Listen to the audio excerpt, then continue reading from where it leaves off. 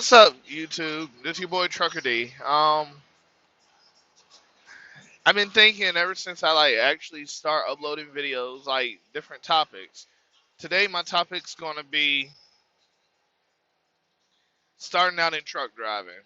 What to expect, what to not look for, what to look for.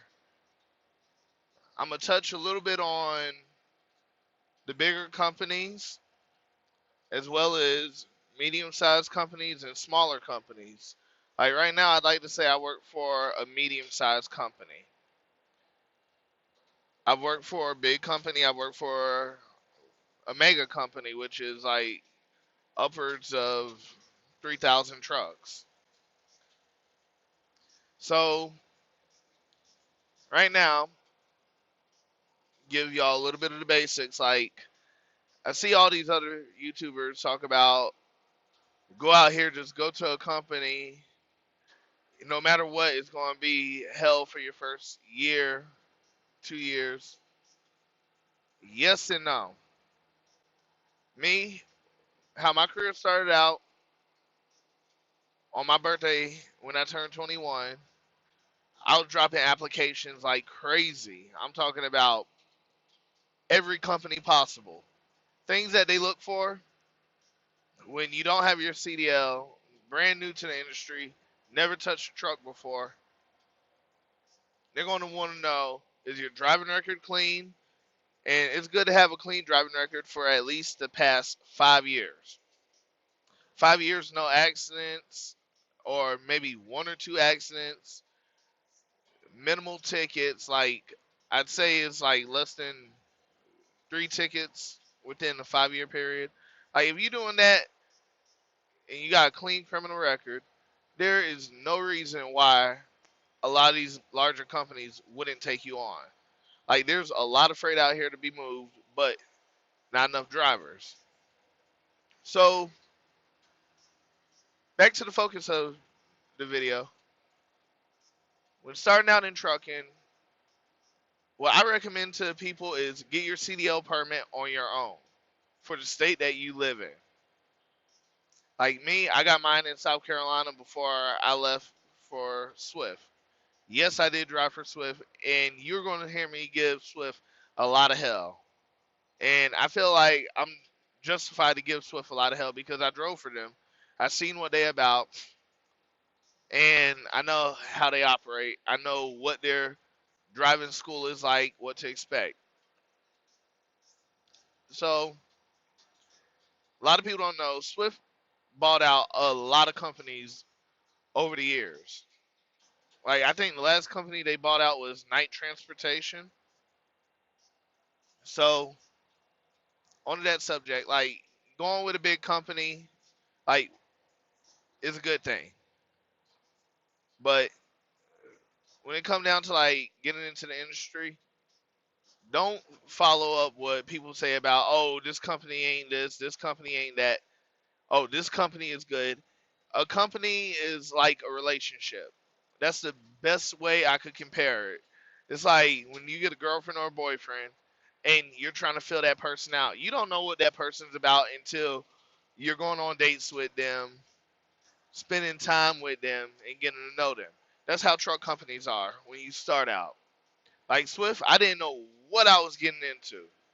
Like I had a friend, he was driving for Swift at the time. He was an owner operator, and he told me that he loved it. Needless to say, he don't drive for Swift anymore because big companies do not have individuals in their interests. Only thing they have in their interests is driving. They will give you the foundation and the building blocks, but you gotta continue to build your career the way you want it. Like, well, a lot of videos that I see on YouTube forget to tell people when starting out, don't expect to make no real money unless you're going flatbed. Flatbed, you'll start out as what an experienced dry van driver makes. That I can vouch for because I've actually ran flatbed for a little bit too. But starting out, expect to make around 20 cents per mile and expect to get a lot of loads that you're not going to want to haul. A lot of repetitive loads. It's usually stuff that the more experienced drivers will reject. Loads that don't pay very well, that's what you're going to get. You're not going to get out there and run no 700 miles a day type loads. Expect to do a lot of sitting around while your company negotiate with brokers and stuff like that. Like it's a lot in the trucking that people don't see. And like me being in the industry now, for what the industry has become, I'm starting to see a lot more of the behind the scenes action, like the negotiating loads and stuff like that. That right there is why a lot of people basically when they start out they don't get good loads because a broker is going to be like, hey, we need somebody who we know this load is going to get from point A to point B and not make them look bad.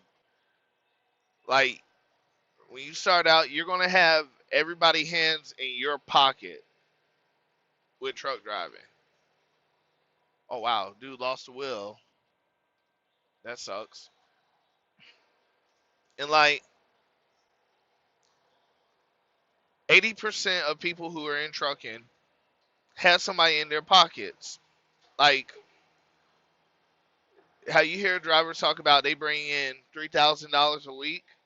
That's an owner operator. But what you don't hear them talk about is the fact of they got to pay for maintenance, fuel, insurance, tags, if they have their own authority. Like there's so many other fees that the guys who make all this big money don't factor in whenever they tell people on YouTube about it. Another thing, for people brand new starting out, how I said, get your CDL permit before you go anywhere. Do that. Take some sort of interest in the industry. Truck drivers, for the most part, we are all lonely people out here. We are willing to have a conversation with somebody about our day-to-day routine, what we haul, what type of runs we do, and stuff like that. Like me, I could go down and tell you, all right, the run that I'm on right now, it's either I start out in Beach Island, South Carolina, or Augusta, Georgia, or Graniteville, South Carolina, run up to Greensboro, North Carolina, Harris Teeter, and get a C.H. Robinson load, which is hauling back to Serta in Grovetown, Georgia. Like, I can tell you, like, all day the ups and downs to making this run. I can tell you the complications that I've run into out here. Like, truck drivers like talking about stuff like that. So talk to truck drivers. Like if you see him at a gas station, like you see the guy who got his little day cab with a can on the back, go up, talk to him, ask him, hey, what do I need to do to get in your predicament? Like you want to figure out how to build your career in every aspect. Don't limit yourself to, hey, I want to drive trucks, but I want to be home every night.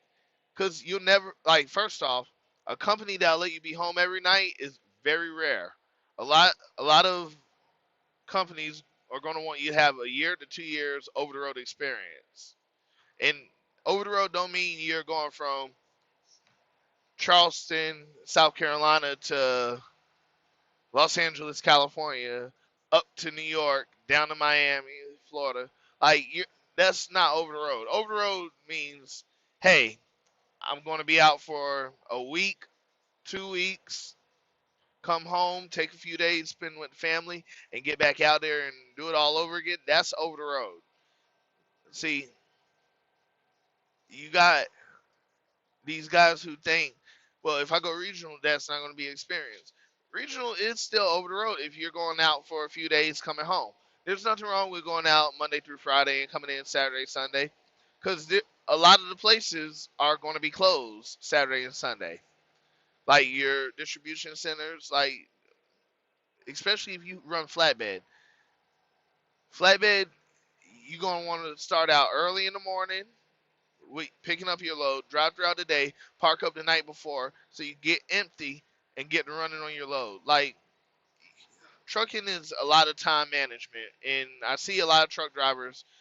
They start their clock like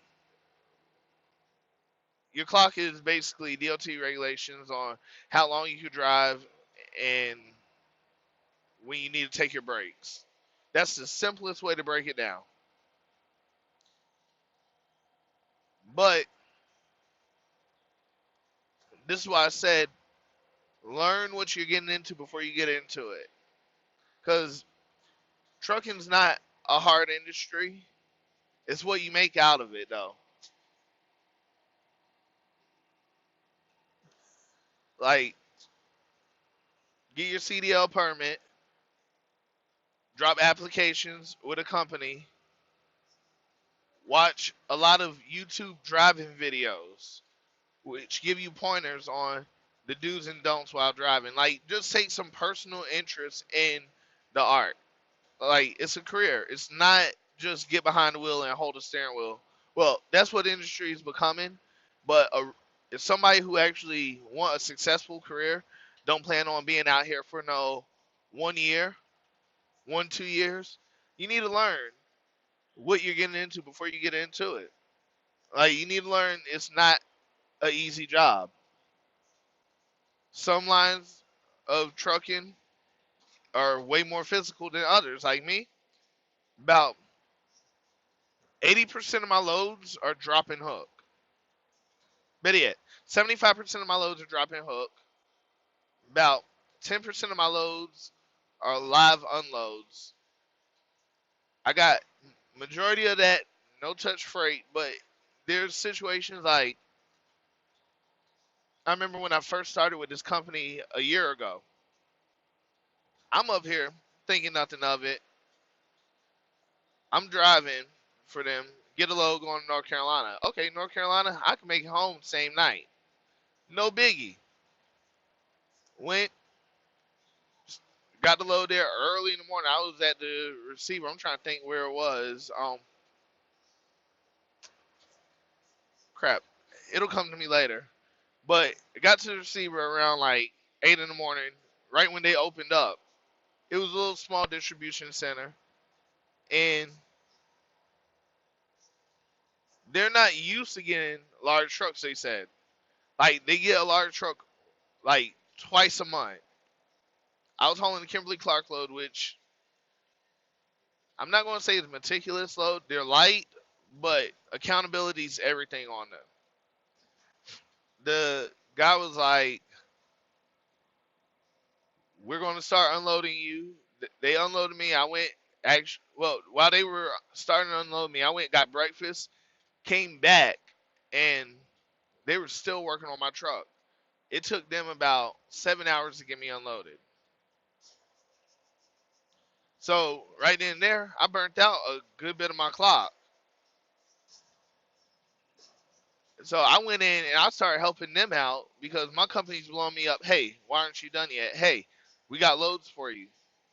So I wound up getting a crap load out of there, but still, I got paid. But people think it's just hold a steering wheel and drive. It's a lot more than that.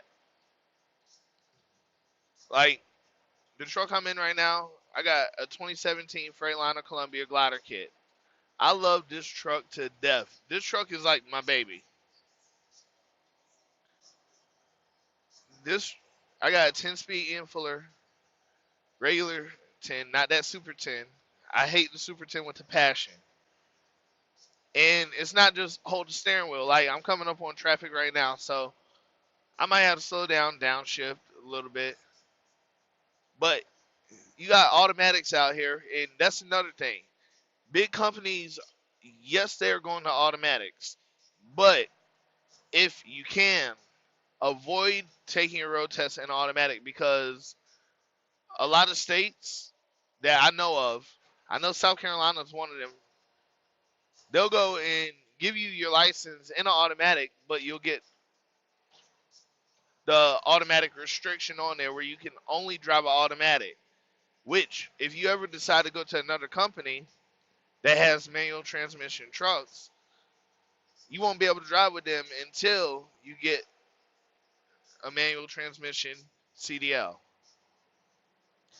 Another thing, when you get your CDL permit, go on and get as many endorsements as you can.